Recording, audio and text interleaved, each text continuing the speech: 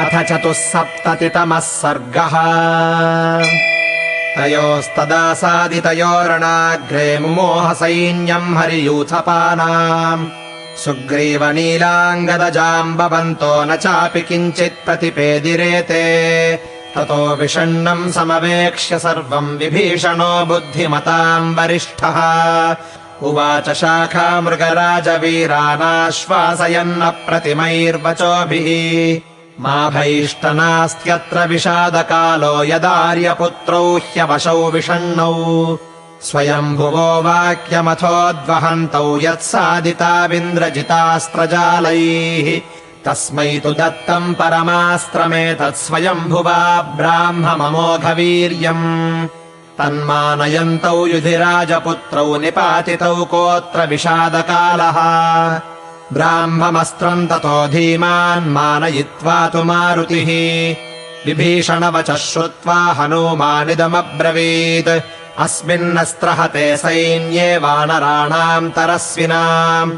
यो यो धारयते प्राणाम् स्तम् तमाश्वासयावहे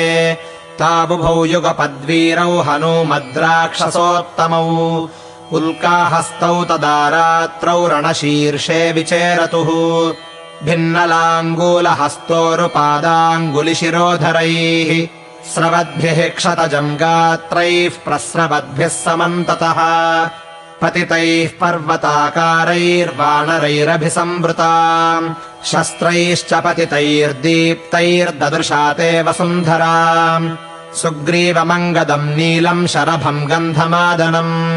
जाम्बवन्तम् सुषेणम् च वेगदर्शिनमेव च मैन्दम् नलम् ज्योतिर्मुखम् द्विविधम् चापि वानरम् विभीषणो हनूमांश्च ददृशा ते हतान् रणे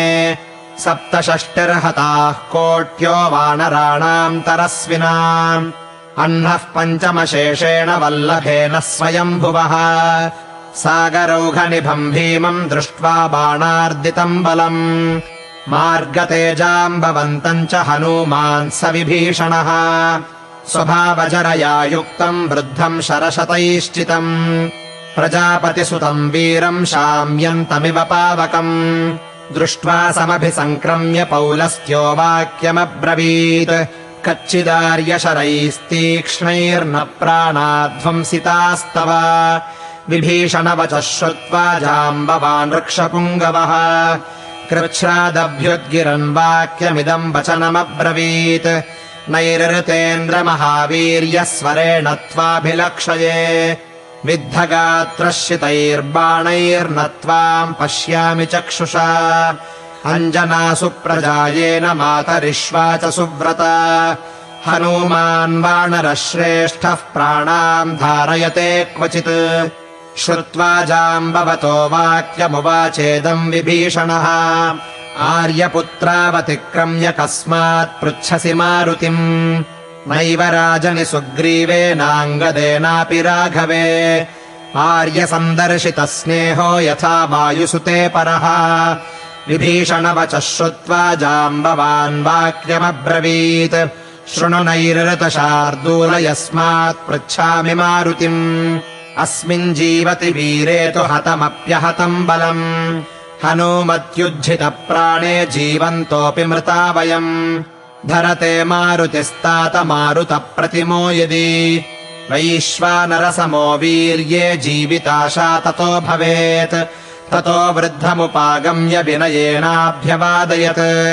गृह्य जाम्बवतः पादौ हनूमान् मारुतात्मजः श्रुत्वा हनूमतो वाक्यम् तदा विव्यथितेन्द्रियः पुनर्जातमिवात्मानम् मन्यते स्मर्क्षपुङ्गवः ततो ब्रवीन्महातेजा हनूमन्तम् स जाम्बवान्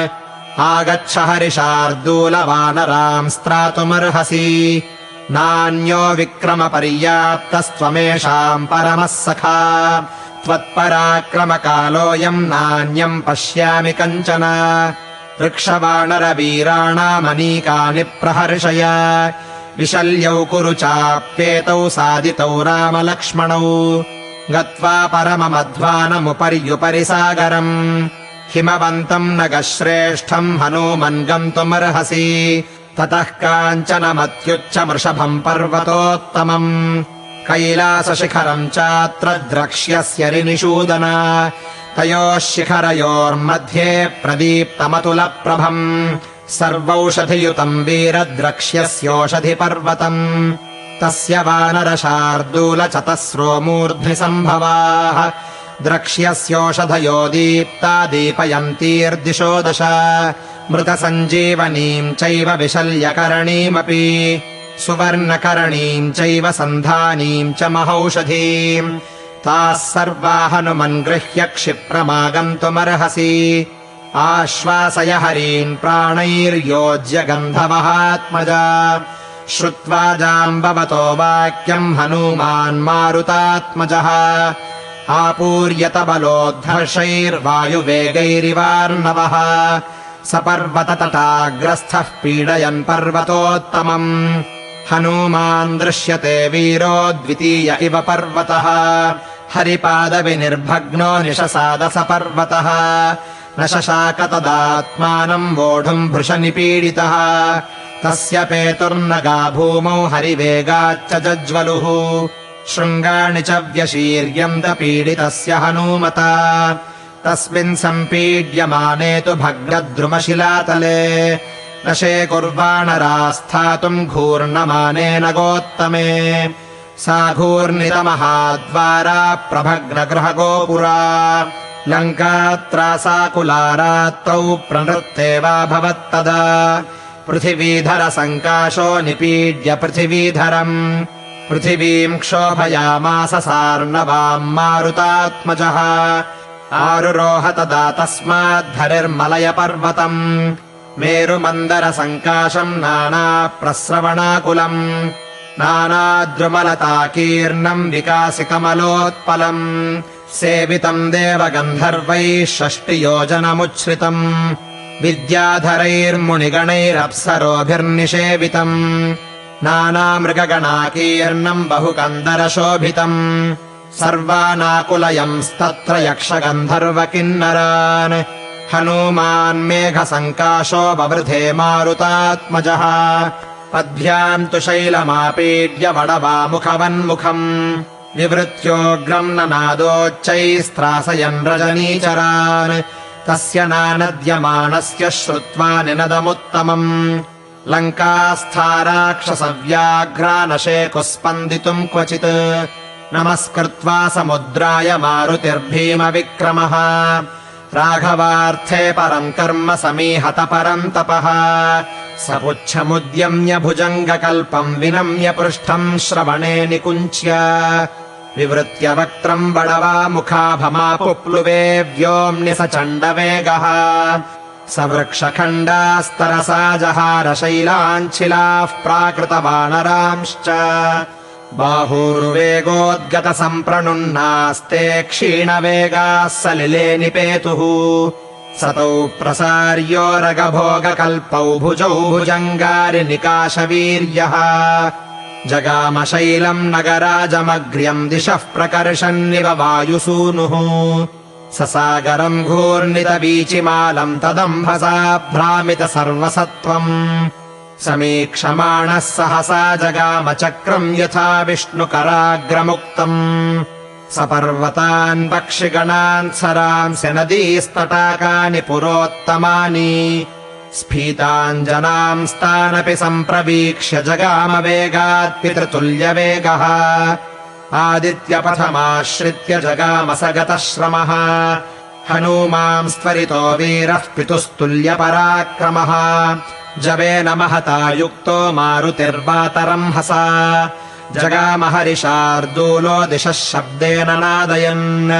स्मरन् जाम्बवतो वाक्यम् मारुतिर्भीमविक्रमः ददर्श सहसा चापि हिमवन्तम् महाकपिः नानाप्रस्रवणोपेतम् बहुकन्दरनिर्झरम्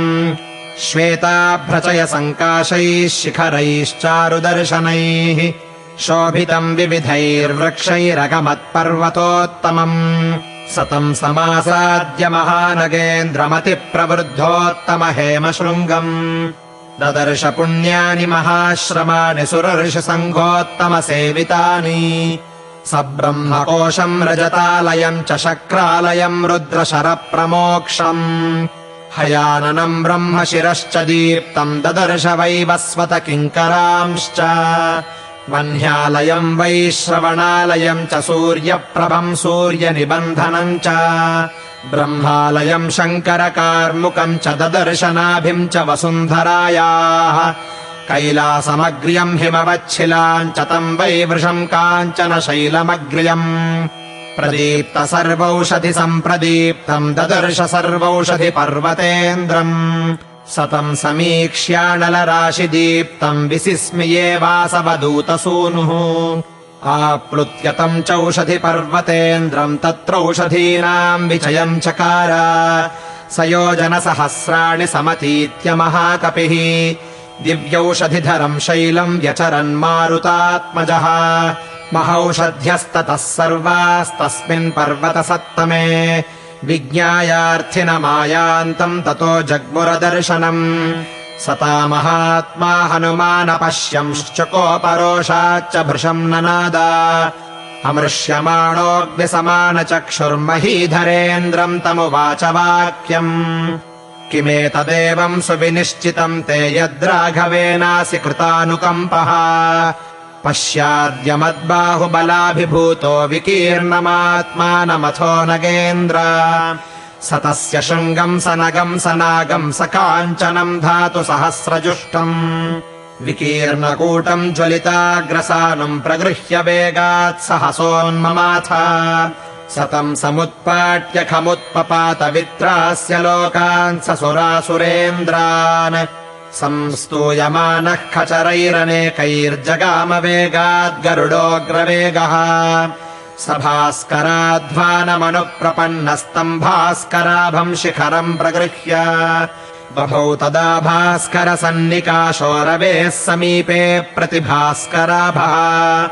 स तेन शैलेन भृशम् रराज शैलोपमो गन्धवहात्मजस्तु सहस्रधारेण सपावकेन चक्रेण खे विष्णुरिवार्पितेन तम् वानराः प्रेक्ष्य तदा विनेदुः सतानपि प्रेक्ष्य मुदा ननाद तेषाम् समुत्कृष्टरवम् निशम्य लङ्कालया भीमतरम् विनेदुः ततो महात्मा निपपात तस्मिन् शैलोत्तमे वानरसैन्यमध्ये हर्युत्तमेभ्यः शिरसाभिवाद्य विभीषणम् तत्र च सस्वजे सः तावप्युभौ मानुषराजपुत्रौ तम् गन्धमाघ्राय महौषधीनाम् बभूवतुस्तत्र तदा विशल्यावुत्तस्थुरन्ये च हरिप्रवीराः सर्वे विशल्या विरुजाः क्षणेन हरिप्रवीराश्च हताश्च ये स्युः गन्धेन तासाम् प्रवरौषधीनाम् सुप्तानि शान्तेष्विव सम्प्रबुद्धाः यदा प्रभृति लङ्कायाम् युध्यन्ते हरिराक्षसाः तदा प्रभृतिमानार्थमाज्ञया रावणस्य च ये हन्यन्ते रणे तत्र राक्षसाः कपिकुञ्जरैः हताहतास्तु क्षिप्यन्ते सर्व एव तु सागरे ततो हरिर्गन्धवहात्मजस्तु तमोषधीशैलमुदग्रवेगः निनाय वेगाद्धिमवन्तमेव पुनश्च रामेण समाजगाम इत्यार्षे श्रीमद् रामायणे वाल्मीकीये आदिकाव्ये युद्धकाण्डे 74तमः सर्गः।